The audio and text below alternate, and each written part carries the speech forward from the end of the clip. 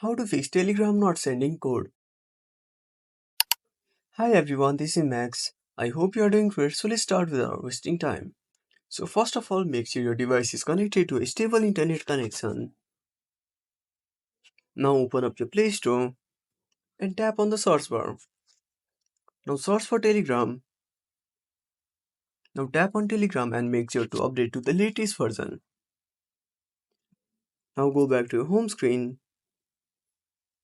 Now keep holding your Telegram icon and tap on App Info. Now tap on Force Stop. If necessary, go to Storage Usage and tap on Clear Data. If nothing fixes issue, go back to your web browser and tap on the search bar. Now search for Telegram support. Now open up the first website.